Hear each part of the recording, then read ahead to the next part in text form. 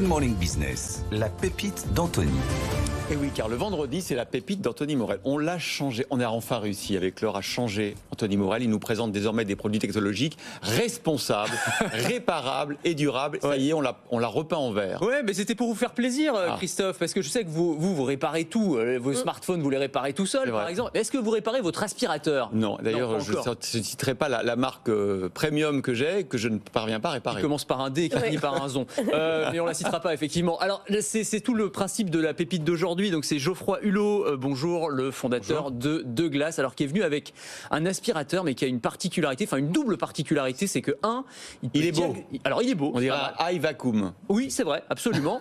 Mais que en plus de ça, il peut diagnostiquer les pannes.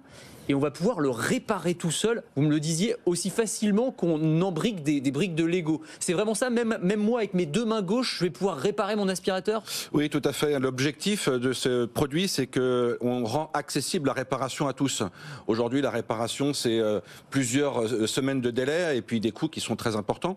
Là, l'objectif de cet appareil, c'est que les gens puissent le faire durer et remplacer n'importe quel module. Donc nos modules, ce sont les pièces d'usure comme la batterie, le moteur, aussi facilement que des pièces de Lego. Alors, donc, je les achète où ces pièces?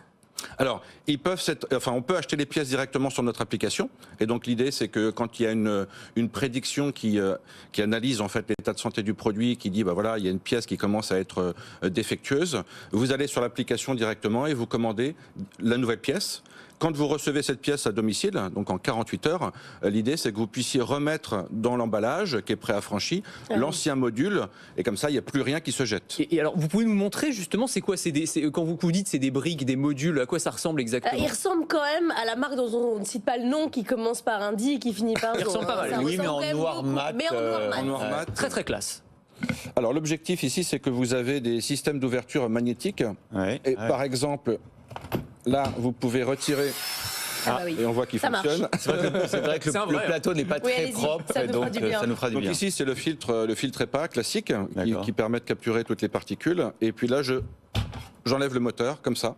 Ah oui. Et donc il n'y a plus besoin en fait d'outils ou de tournevis. Hyper facile. Alors c'est super simple. Alors combien ça coûte? Parce que combien coûte l'aspirateur et combien ça coûte si je dois changer le moteur par exemple? Alors l'aspirateur c'est entre 699 et 899 euros le prix de vente. Selon la puissance par exemple? Selon la puissance, puisque comme on a des modules, tout l'intérêt c'est de pouvoir aussi configurer son produit en fonction des besoins. Si j'ai une superficie assez grande, je vais prendre plus d'autonomie.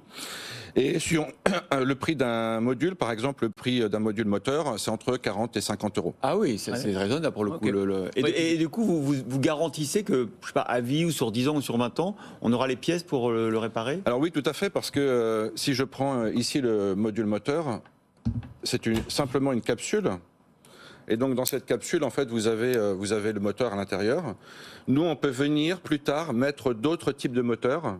Et donc, on n'est pas dépendant de la pièce en particulier. On n'a pas besoin de stocker la pièce sur 10 ou 15 ans.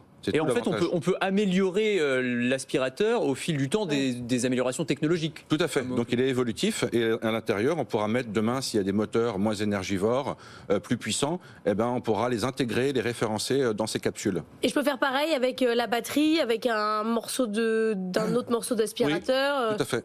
Voilà, donc ça marche avec tout. En fait, on a travaillé sur ce qu'on appelle l'innovation modulaire et on proposera dans 1 an, dans 2 ans, d'autres modules qu'on viendra plugger sur votre produit existant.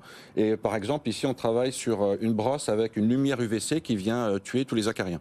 Ah oui. Et alors, évidemment, on est à une période charnière et critique, puisqu'on est en période de l'opération de crowdfunding pour précommander, c'est ça?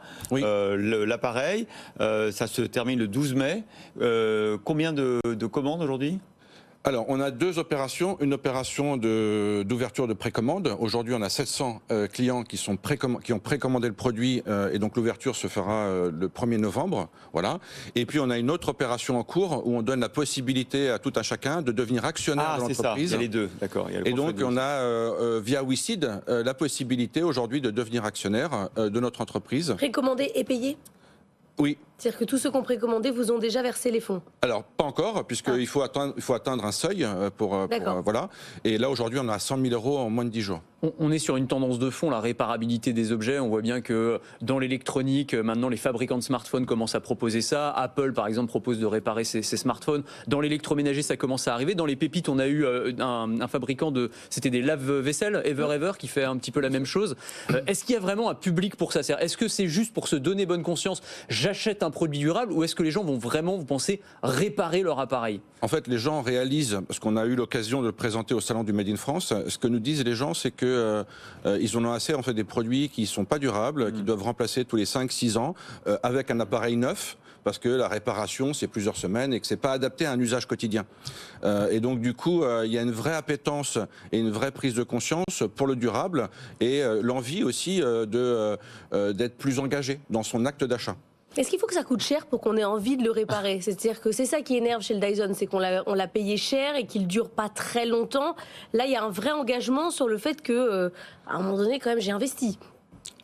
Oui, c'est ça, c'est qu'on est sur de l'investissement durable. C'est-à-dire que quand on fait un achat aujourd'hui, il faut le voir sur le long terme et de se dire, effectivement, au début, c'est un petit peu plus cher, mais au quotidien, à la longue, je vais pouvoir m'y retrouver finalement. Est-ce que vous allez lancer d'autres produits qu'un aspirateur? Oui, alors l'objectif là, c'est que notre technologie modulaire qu'on a brevetée à l'international aujourd'hui, avec donc la maintenance prédictive intégrée, l'idée c'est qu'on puisse le dupliquer et l'associer sur différentes typologies de produits. Par exemple? Alors on a réfléchi à une tondeuse à barbe par exemple, on en a tous dans nos tiroirs, et donc l'idée c'est de se dire finalement tous les produits qui ont des évolutions incrémentales, donc tout ce qui est smartwatch, voilà, les tablettes, on va pas y aller parce que les évolutions sont trop rapides. En revanche, sur ce type de produit, il y a un vrai créneau. Alors vous dites que vous voulez lutter contre l'obsolescence programmée. On ne va pas entrer dans le débat. Oui. Parce que certains Est-ce que ça existe ou pas? Est-ce que ça existe vraiment? Est-ce que c'est un mythe? Est-ce que c'est une réalité? Vous pensez vraiment qu'il y a des fabricants d'aspirateurs, il y a un cartel qui demande à ses ingénieurs de limiter la durée de vie? Ou c'est juste que on achète des produits moins chers et donc du coup ils durent moins longtemps tout simplement?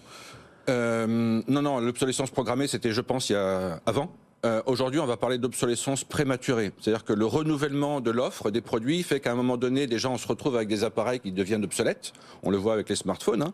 Donc ça, c'est une forme d'obsolescence, mais qui est pas, on va dire, programmée. Et puis, on a des appareils de plus en plus technologiques. Et donc, de fait, plus c'est technologique, plus le risque de la panne est là, quoi. Eh bien, merci beaucoup de nous avoir présenté cette pépite Anthony de Glace et son fondateur et CEO Geoffroy Hulot. C'est bizarre parce que d'habitude, quand on a des nouveaux produits, du vélo, vous en faites dans le plateau. Là, vous n'avez pas envie de passer l'aspirateur. J'aurais pu aspirer aussi, si ça peut vous faire plaisir. Il est pas moderne. Non, il n'est pas moderne. Si, j'aspire.